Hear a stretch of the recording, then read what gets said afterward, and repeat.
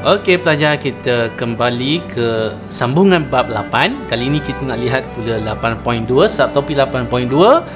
Kita nak lihat jadual berkala unsur moden. Jadi mungkin pelajar pernah lihat susunan-susunan ini di makmal, terutama bila awak masuk ke makmal kimia. Jadi inilah dia jadual berkala unsur moden. Jadi kita nak tengok sempintas lalu apakah isi kandungan, apakah pembahagian dalam jadual berkala ini. Okey, jadi dalam jadual berkala ini kita lihat dulu unsur yang dikelaskan dalam dalam keadaan menegak. Okey, kita lihat dalam keadaan menegak ni maksudnya yang pertama, okey, yang kedua sampailah yang ke-18 menegak. Okey, jadi yang dalam keadaan menegak itu kita panggil turus menegak, itu adalah dipanggil sebagai kumpulan. Okey, jadi ada berapa kumpulan semuanya kita kira? 1 2 bla bla bla bla bla 18. Cepat sekali kita kira. Ada 18. Kalau tak percaya boleh kira balik kan. 1 2 sampai 18 kumpulan. Okey.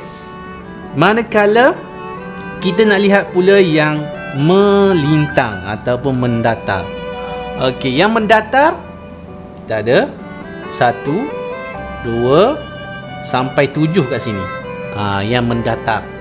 Okey, jadi yang mengufuk ataupun mendatar tadi ia merujuk kepada kala.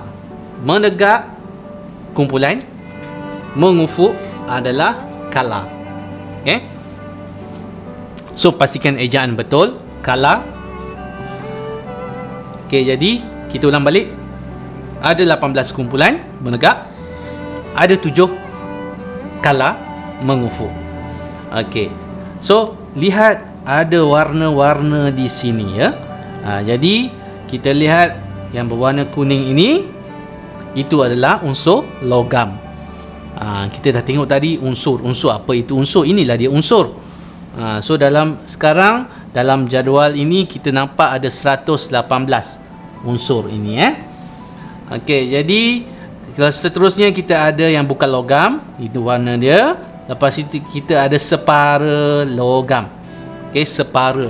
Maksudnya dia ada sedikit sifat logam, ada sedikit sifat bukan logam, separa. Okey, seterusnya ada 2 siri yang berasingan ini kita namakan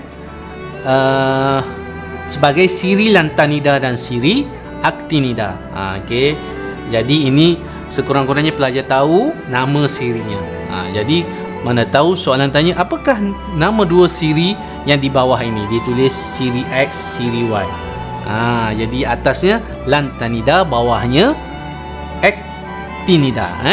Jadi kat situ ada unsur dengan nombor proton 57 hingga 71 dan 89 hingga 103 yang diletakkan secara berasingan. Okey.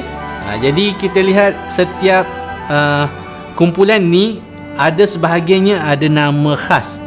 Okey, kita lihat kumpulan 1 maksudnya daripada hidrogen sampailah kepada francium ini, namanya adalah logam alkali. Kenapa? Sebab dia bersifat alkali. Okey, yang kedua, kumpulan kedua namanya logam alkali bumi. 2 yang sebelah kiri. Lepas tu unsur peralihan di tengah-tengah antara kumpulan 3, okey, sampailah sini. Sampailah 13 kat situ. Situ adalah unsur peralihan. Manakala yang ada nama khas lagi ada 2 lagi. 2 kiri, 2 kanan. Yang awak sekurang-kurangnya tahu nama khas dia. Kumpulan 17 ini dia. Okey, nama khasnya halogen. Manakala kumpulan 18 inilah dia yang kita sebut tadi, helium tadi, gas nadir ataupun noble gas dalam bahasa Inggeris Okey, kemudian kita lihat pula dari segi simbolnya. Okey, dalam jadual berkala ini kita lihat hidrogen disimbolkan sebagai H, mesti huruf besar H. Lepas tu yang di atas itu adalah nombor proton, yang di bawah itu adalah jisim atom relatif. Maksudnya jisim dia lah. Okey, kita lihat prinsip susunan dia pula. So bagaimana yang banyak-banyak tadi, unsur yang banyak-banyak tadi disusun dalam jadual berkala. Okey, jadi apakah prinsipnya? Soalan selalu tanya, apakah prinsip yang digunakan dalam menyusun unsur-unsur dalam jadual berkala? Jadi inilah jawapan dia. Unsur disusun mengikut tertib menaik nombor proton. Jangan tersilap tulis nombor neutron ke, salah. So dalam tertib menaik nombor proton dari kiri ke kanan dan dari atas ke bawah. Kita nampak kat sini hidrogen 1, okey, kemudian helium 2, lepas tu kita kembali ke kiri, lithium 3, beryllium 4, seterusnya 5, 6, 7, 8, 9, 10, turun balik 11 sampailah 118. Jadi itulah yang dimaksudkan kepada disusun mengikut tertib menaik nombor proton dari kiri ke kanan dan dari atas ke bawah. Jadi ini adalah keratan rentas bagi unsur. So kita ada elektron. Okey. Ini atom, keratan rentas bagi atom. Dalam nukleus ni kita ada proton dan juga neutron. Jadi ada pengiraan melibatkan proton dan neutron. Jadi bilangan proton mesti sama dengan bilangan elektron yang beredar di mengelilingi orbit di sini. So apakah dia nombor proton yang disebut-sebutkan tadi? Nombor proton yang berada dalam nukleus itu merujuk kepada bilangan. Kalau protonnya ada 8, bilangan proton maksudnya ada 8, nombor proton 8. Okey, jadi nombor proton merujuk kepada berapa banyak proton ada dalam nukleus. Okey, ini adalah bagaimana menyusun elektron. Okey, kita nak susun elektron unsur tersebut. Bagaimana dia punya kaedah. Okey, jadi atom memang neutral. Atom neutral. Bilangan proton yang bercas positif sama dengan bilangan elektron yang bercas negatif. Sebab itu atom adalah neutral.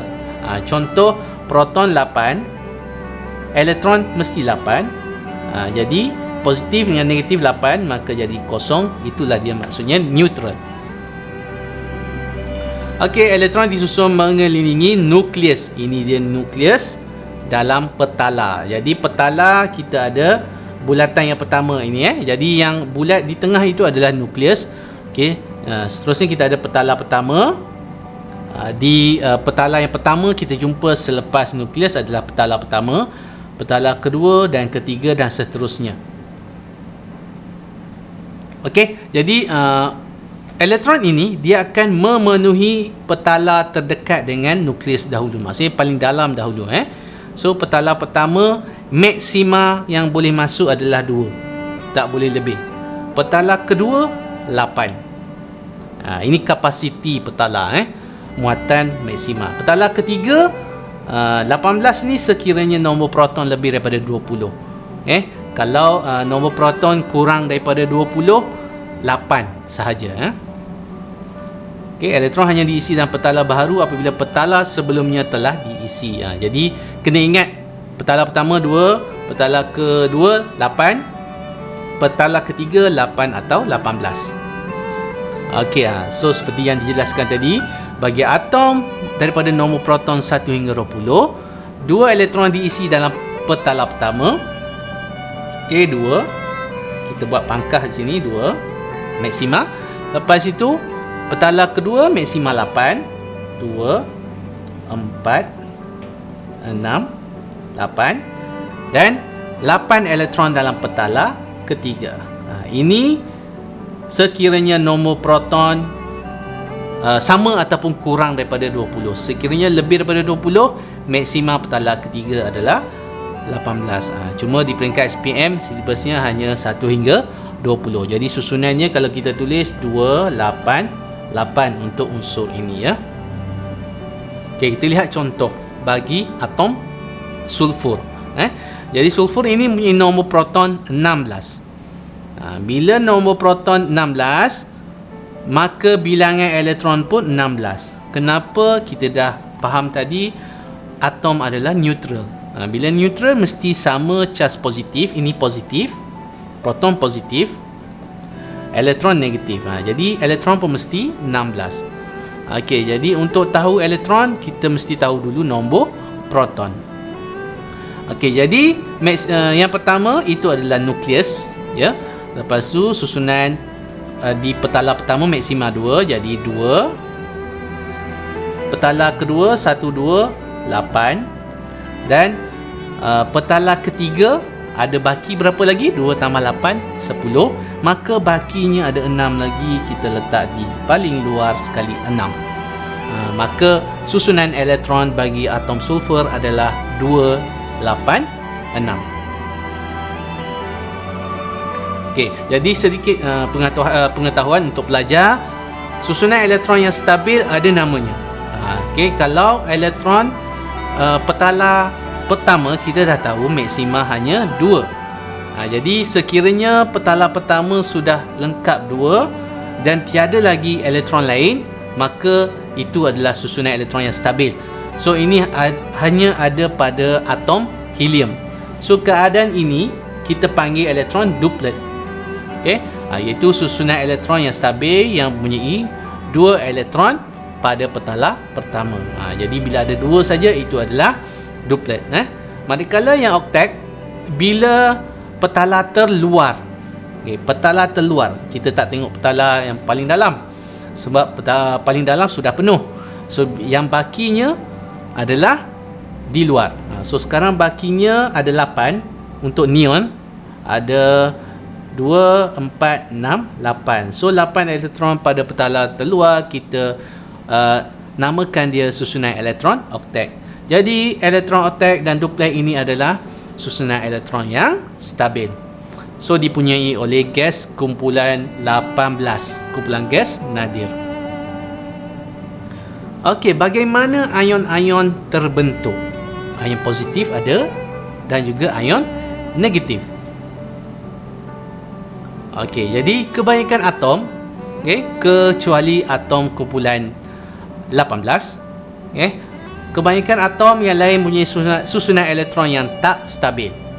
Bila tak stabil, dia cenderung untuk menstabilkan susunan tadi, sama ada menderma atau menerima, nak bagi cukup duplet atau oktet. Tadi kita dah lihat istilah duplet 2, oktet 8. Maksudnya dia nak capai susunan ini. So apa yang berlaku, sama ada menderma ataupun menerima. Tujuan dia untuk mencapai duplet atau oktet yang stabil. Jadi itu sebab dia menjadi ion, untuk mencapai kestabilan. Okey, sebagai contoh, apabila sesuatu atom menderma, menderma ini sesuatu yang baik, right? Jadi itu adalah membentuk ion positif. Menderma sifat positif. So untuk memudahkan pelajar ingat. Jadi atom itu sekarang tak dipanggil atom dah, kita panggil ion. Sebab apa? Bila menderma, bilangan elektronnya sudah berubah, maka akan menjadi cas yang berbeza, tak jadi kosong dah cas dia. So itu disebut ion. Ion positif terbentuk apabila atom unsur logam menderma elektron terluarnya, ya. Manakala ion negatif terbentuk apabila atom unsur bukan logam menerima. Jadi unsur logam ni memang sifatnya menderma. Manakala bukan logam, dia menerima. Menderma sifat yang baik, positif. Meminta-minta, menerimalah, untuk memudahkan ingat. Meminta-minta ni adalah sifat yang negatif. Jadi bila negatif, kita gambarkan sebagai pembentukan ion negatif. So ini contohnya. Ion atom magnesium, kita nampak kat situ petala terluar 2. Bila petala lain, kita nak kat sini petala ketiga maksima 8 tadi kan. Jadi dia nak bagi stabil, dia perlu mendermakan elektron terluar sini. Okey, so sekarang daripada 282 di derma 2 elektron, dia akan jadi ion. Jadi susunan ataupun lukisan struktur atom dan ion berbeza ya. Ini atom, ini ion. Ion ada bracket macam ni. 2 positif ni hasil daripada derma 2. Okey. So kita tulis 2 dahulu baru simbol positif. So sekarang daripada 282 tak stabil menjadi 28 dah stabil. Jadi yang pelajar perlu ingat, daripada atom kepada ion. Kenapa menderma? Untuk mencapai kestabilan. Apa namanya 8 di belakang? Ya, namanya susunan elektron oktet yang stabil. Ini contoh pembentukan ion positif. Ini pula contoh pembentukan ion negatif. Kita lihat petala terluarnya ada 7. Kalau nak derma 7 tu susah sikit. Memang tak boleh nak derma 7. Jadi paling mudah baginya adalah terima. Terima meminta-minta bersifat negatif kan. Jadi daripada 287 minta 1 jadi negatif. Okey. Jadi daripada 287 tak stabil menjadi 288. 8 ini adalah oktet petala terluar. Ini petala terluar tak stabil. So dia mencapai kestabilan. Sekian untuk 8.2. Kita akan jumpa lagi dalam subtopik seterusnya 8.3.